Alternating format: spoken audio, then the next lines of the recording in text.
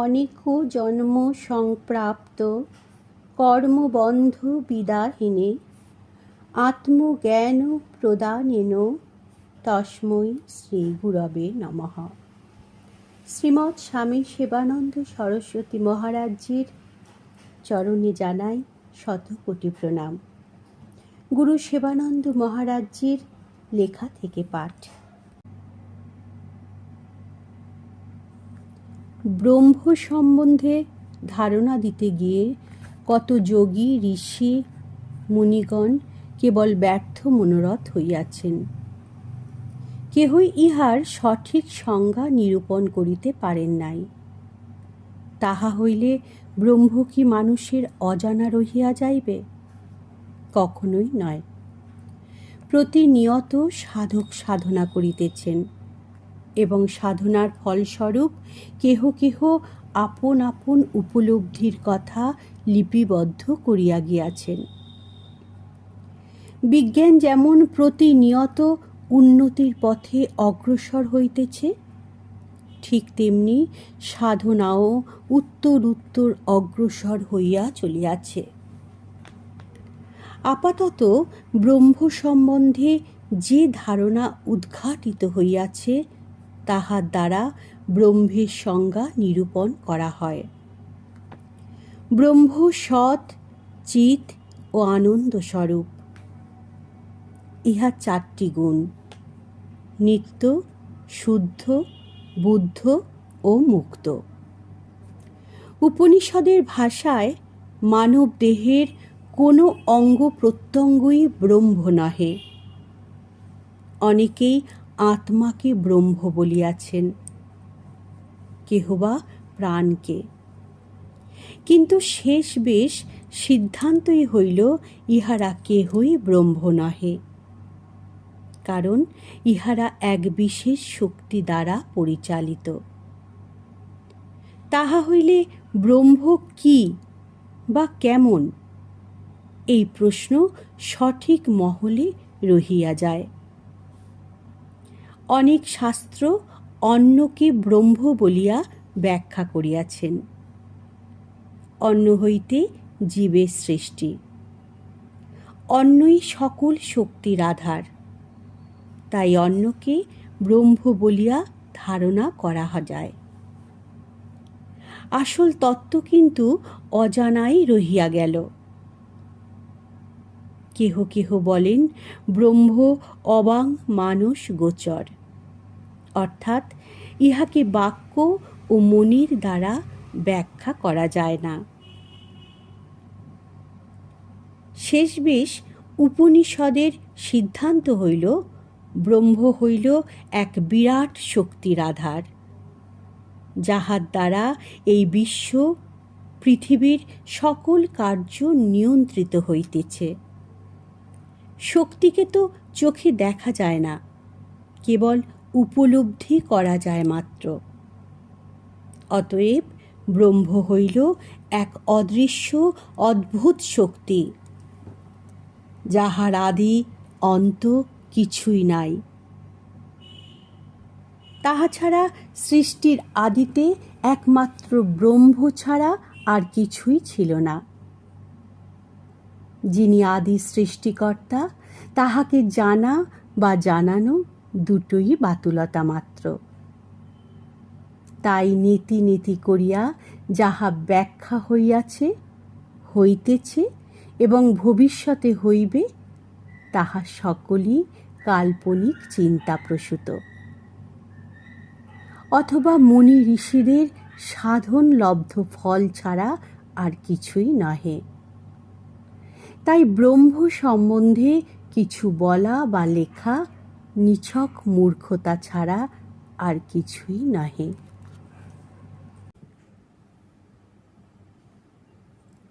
ইংরাজিতে একটি কথা আছে, who wants to please everybody can please nobody. ইহার অর্থ হইল, যে সকলকে সন্তুষ্ট করিতে চায় সে কাউকেও সন্তুষ্ট করিতে পারে না। তাহা ছাড়া অপরকে সন্তুষ্ট করিবার তুমি কে? স্বয়ং ভগবান যখন সকলকে সন্তুষ্ট করিতে পারেন নাই, তখন তুমি সামান্য একজন মানুষ কিভাবে পারিবে সকলকে সন্তুষ্ট করিতে? দেখো, ভগবান বৃষ্টি দ্বারা সকল প্রাণীর অন্ন সৃষ্টি করেন। আবার সেই বৃষ্টি যখন প্রবল হয়, তখন বন্যায় কত প্রাণীর ঘর বাড়ি ও প্রাণ নাশ হয়। সূর্যের তাপ না থাকিলে জীবকুল এক মুহূর্ত বাঁচিবে না। আবার প্রখর সূর্যের তাপে পৃথিবী অতি উত্তপ্ত হইয়া কত প্রাণীর মৃত্যু হয়। দাবানলে কত বনানী ধ্বংস হয়। আর বাতাসের গুণাগুণ ব্যাখ্যা করার দরকার হয় না, যাহার অনুপস্থিতিতে কোনো প্রাণী এক মুহূর্ত বাঁচিতে পারে না। আবার প্রবল বাতাসে ঘর বাড়ি গাছপালা এক মুহূর্তেই ধূলিসাৎ হইয়া যায়।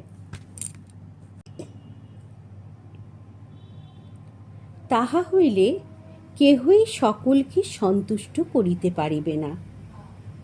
তবে তুমি তোমার সেবা যত্ন ও ভালোবাসার দ্বারা সকলকে সন্তুষ্ট করিবার চেষ্টা করিবে। এটা তোমার বিশেষ কর্তব্য। কোনোভাবেই কোনো বস্তু দ্বারা কাহারও মনোরঞ্জন করিতে যাইও না, কারণ মানুষের চাওয়া ও পাওয়ার অন্ত নাই।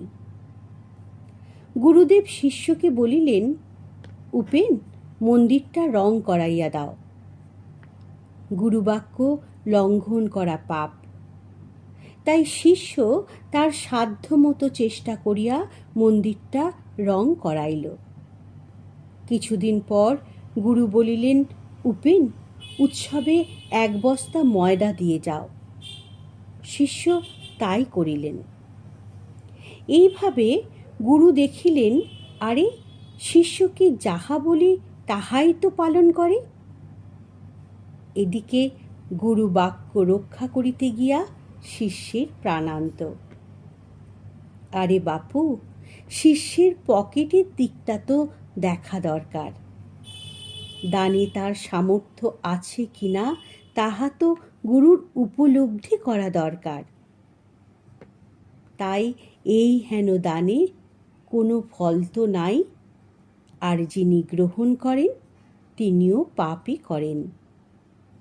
তাই চাওয়া ও পাওয়া কোনোটাই ভালো নয়। আচারী বা বিচরণকারী।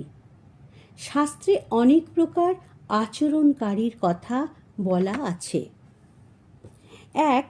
ব্রহ্মচারী, অর্থাৎ ব্রহ্মে বিচরণকারী, যিনি সদা সর্বদা শাস্ত্রীয় বিধান মানিয়া চলেন।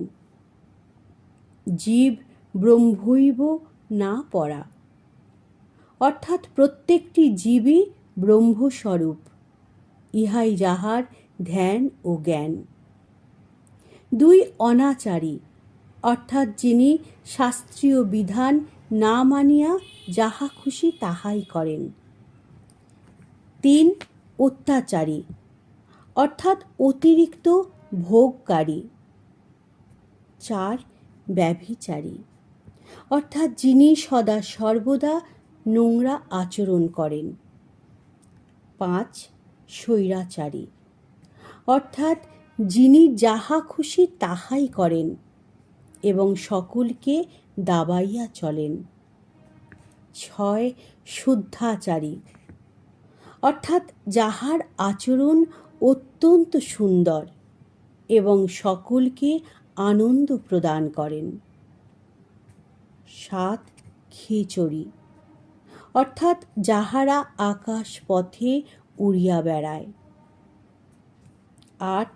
নভোচারী, অর্থাৎ মহাবিশ্বের অনন্ত শূন্যে মহাকাশে যাহারা ঘুরিয়া বেড়ান। এত কথা বলার একটাই কারণ, তোমার ব্যবহারই তোমার পরিচয়। তাই সাধনা করিয়া নিজ নিজ স্বভাব বা আচরণটা সুন্দর করিয়া গড়িয়া তুলিবার চেষ্টা করো। ভগবান সুন্দরের পূজারী। পৃথিবীর যাহা কিছু সুন্দর সবই তিনি। বৃক্ষের মধ্যে অশ্বত্থ, ইন্দ্রিয়ের মধ্যে মন, জলাশয়ের মধ্যে সাগর, এমনি তাহার বিভূতি শত শত ভাগে বিভক্ত। তাহার নাম শ্যাম সুন্দর। তিনি অতিশয় সুন্দর। বাসনাই হইল জীবের জন্মের একমাত্র কারণ।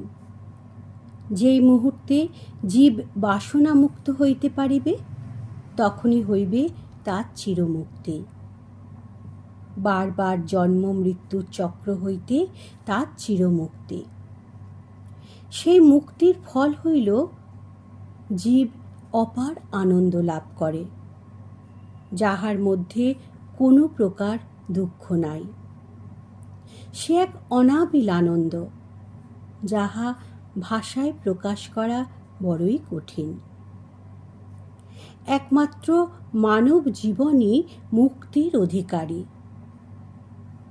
অন্য যত প্রকার জীব আছে, তারা আপন আপন কর্মফল ভোগ করে। প্রারব্ধ ক্ষয় হইলে উন্নত স্তরে উন্নীত হয়।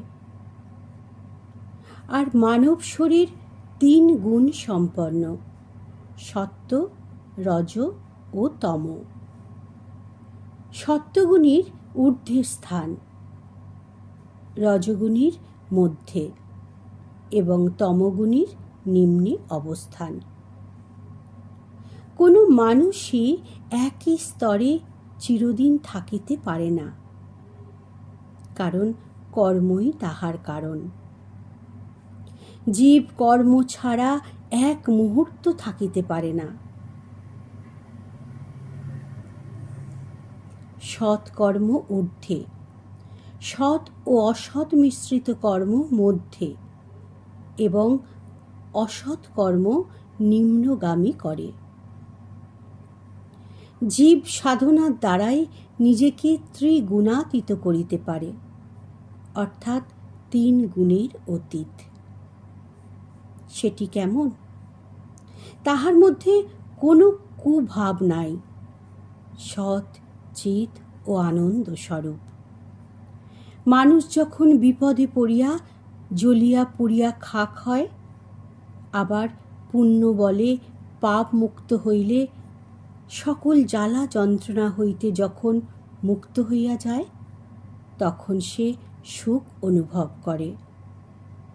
তাহা যিনি করেন তিনিই জানেন। এক কথায় সকলের আনন্দ সমান নহে। কেহ জ্বলন পূরণ ভালোবাসে, কেহ চাহে একটু শান্তিময় জীবন যাপন করিতে, আবার কেহ চাহে সম্পূর্ণ মুক্তি। সবচাইতে মজার ব্যাপার হইল সকলে জীবের কর্মফল। যেমন কর্ম তেমন ফল। জীব যদি একটু সচেষ্ট হইয়া আপন আপন কর্মকে অশুদ্ধ হইতে শুদ্ধে পরিণত করিতে পারে, তবেই হইবে ঊর্ধ্বগামী। আমি আমার ভাগ্য বিধাতা, আমার অদৃষ্টির জন্য কেহই দায়ী নহে। একটি কথা অনেককেই বলিতে শোনা যায়, সবাই যদি সাধু হয়ে যাবে, তবে জগৎ সংসারটা চালাবে কে? কথাটি বহুলাংশেই সত্য, কিন্তু সৎ হইতে তোমার অসুবিধা কোথায়? সৎ ব্যক্তির দ্বারা রাজ্য চলিলে রাজ্যটি রাম রাজত্বে পরিণত হইবে, আর অসৎ, গুন্ডা, দুশ্চরিত্র চোরের দ্বারা রাজ্য চলিলে প্রজারা কি সুখে থাকিবে? সাধু মানে তো সৎ ব্যক্তি। সৎ হইতে তোমার অসুবিধা কোথায়? তুমি অসৎ পথে আশাতীত অর্থ উপার্জন করিয়া গগনচুম্বী অট্টালিকায় সোনার পালঙ্কে সুন্দরী স্ত্রী লইয়া সুখসাগরে অবগাহন করিবে। পরিণামে তোমার অশেষ দুঃখ লাভ করিতে হইবে, কারণ ঈশ্বরের বিধান কেহই লঙ্ঘন করিতে পারিবে না। রাজসিক বা তামসিক সুখের পরিণতি বড়ই ভয়ানক। পরিশেষে জ্বালার চোটে আত্মহত্যা পর্যন্ত করিতে দেখা যায়। তাই চূড়ান্ত ভোগ বিলাসের আশা ত্যাগ করিয়া শান্তিময় সুস্থ জীবন যাপন করে দেখিবে, খুব একটা জ্বালা যন্ত্রণা তোমাকে ভোগ করিতে হইবে না। আর যদি ত্যাগের পথ একবার অনুসরণ করিতে পারো, তবে চির শান্তি। ত্যাগাৎ শান্তি অনন্তরম। শাস্ত্র বাক্য মিথ্যা নয়। তাই ভোগের পথ ছাড়িয়া ত্যাগের পথ অনুসরণ করো। অসৎ হইতে সতের আশ্রয় লও। একটু একটু করিয়া ঈশ্বর ভাবাপন্ন মন তৈরি করো। দেখিবে কি যে শান্তি, তাহা যে জানে সেই জানে।